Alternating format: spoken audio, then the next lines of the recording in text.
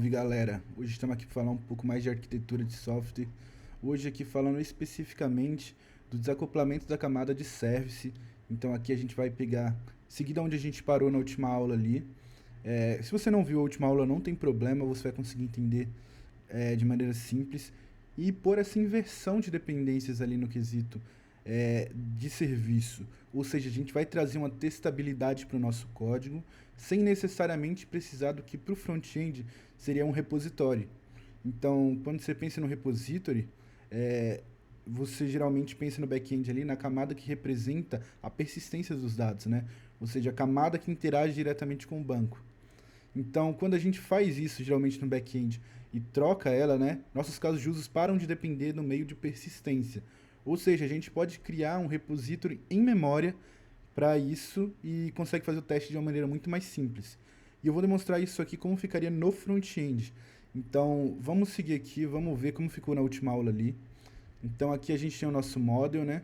Ficou aqui a lógica que a gente tinha. E nosso esquema, view. Então, a gente tem uma divisão já clara aqui. E esse detalhe ele vai ser implementado dentro dessa camada de model aqui no caso. Vamos fazer a remoção desse Axios que está aqui diretamente no código. Então, para isso, a gente vai criar uma nova camada, que seria a nossa camada de serviço, né? Então, vamos lá, service, e aí, dentro dela, vamos criar uma pasta para manter isso. Então, vai ser como a gente está criando uma mentoria, no caso, uma agenda de mentoria, eu vou manter a pasta nessa nomenclatura. E aí, o caso mesmo que a gente vai criar, no caso o arquivo, que vai guardar esse serviço, eu vou manter com este nome. Beleza. TS, vamos ver se criou certinho. Isso. Então a gente tem um mentoring agenda e dentro dele mentoring agenda service. Então aqui a gente já tem uma estrutura de serviço, beleza. Eu vou criar usando class apenas por facilidade, eu acho que fica mais simples de entender. Mas pode usar funcional também, não tem problema. Então aqui a gente vai criar uma interface.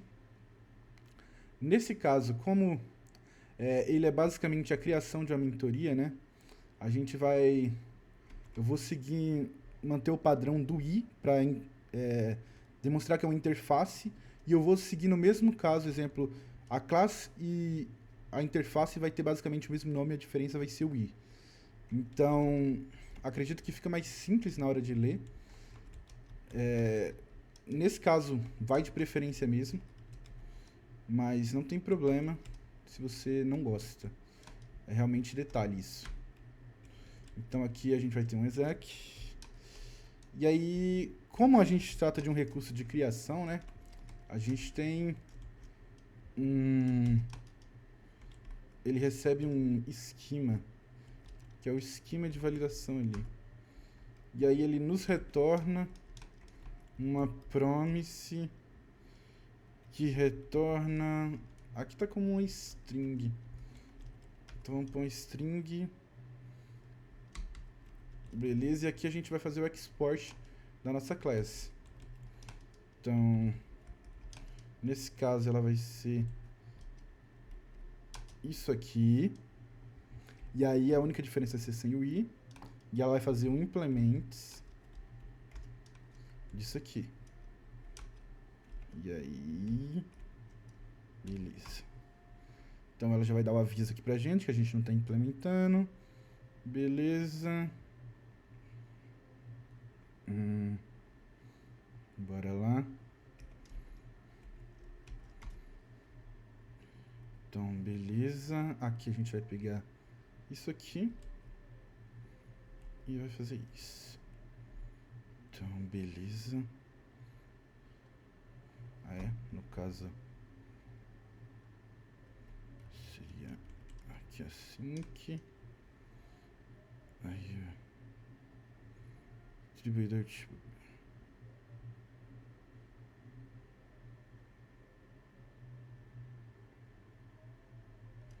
Beleza. Então bora pegar aqui um pouco.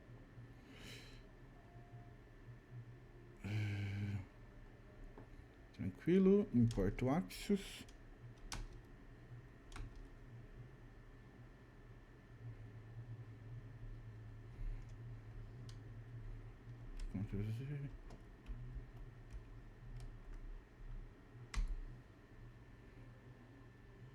Aí no caso ele está recebendo aqui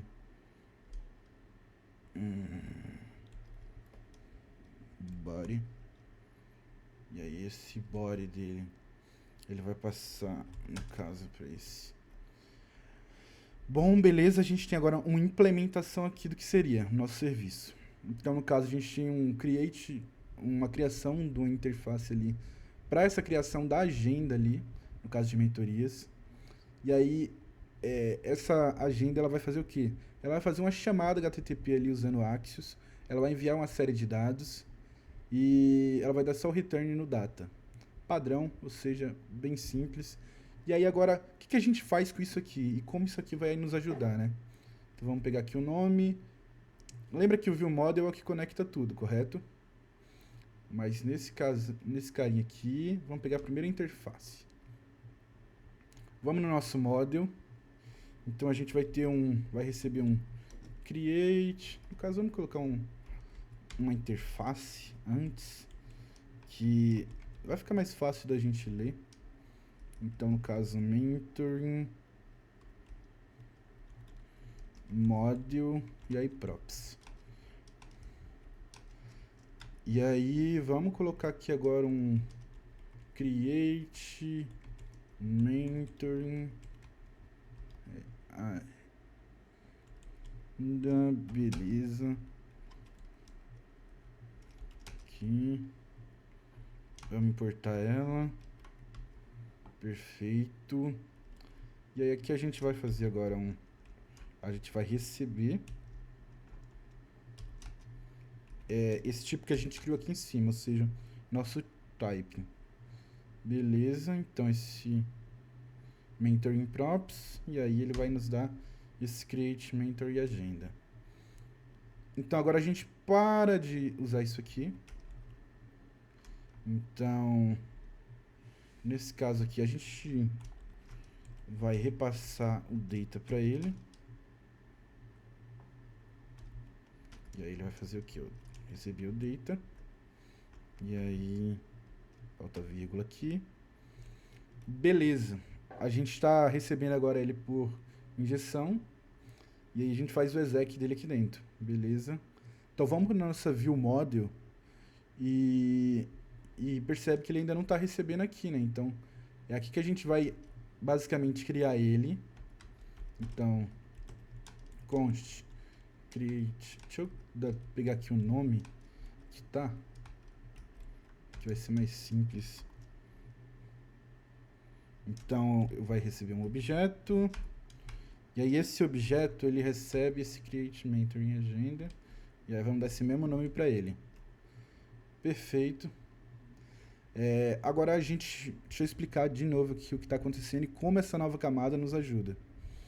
Então, a gente separou nosso esquema em view, que é a nossa parte visual, nossa camada de model, que é a nossa lógica de front-end mesmo, ou seja, o que guarda nossa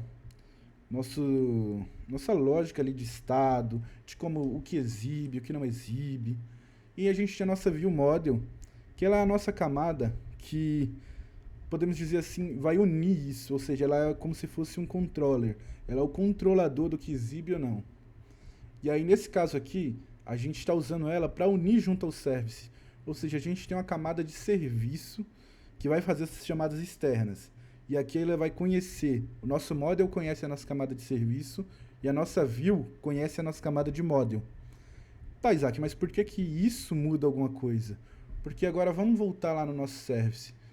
Nota que ele implementa a interface, a gente inverte as dependências no quesito do service, ou seja, agora eu dependo dessa interface e não necessariamente dessa implementação. Tá, ainda não entendi o que isso significa. Então vamos criar, exemplo,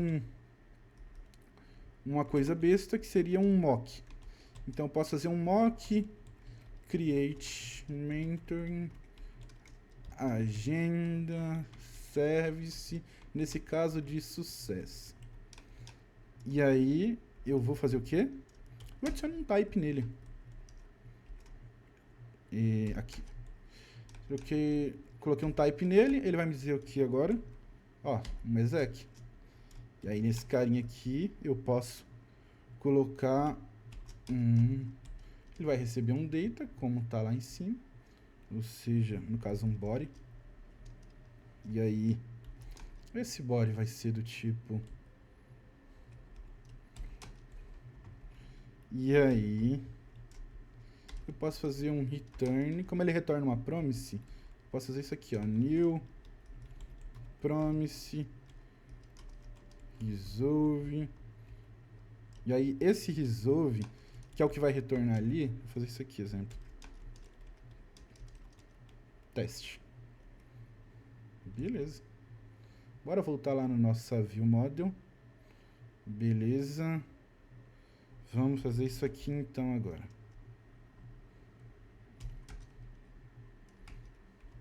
Eu dei um export nele lá? Acho que não. Mas beleza, vamos fazer o export dele.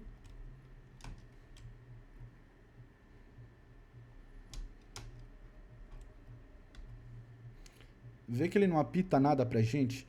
Por quê? Porque ele não conhece a implementação, ele conhece a interface. Esse método implementa interface. Esse cara também implementa interface. Só que esse cara aqui, ele tá usando uma promise falsa, no caso ali, que seria um faker. E por que isso ajuda a gente? Você já deve ter percebido, mas se a gente quiser realmente fazer a chamada na API, a gente pode usar esse cara. Mas se a gente quiser fazer uma page para teste, a gente pode usar um mock.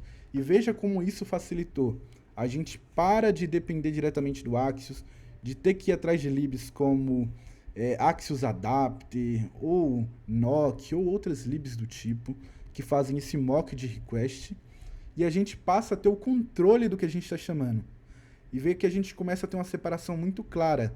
Então, se você conseguiu já entender, isso é a equivalência de um repository no back-end. Ou seja, eu estou fazendo uma chamada em memória.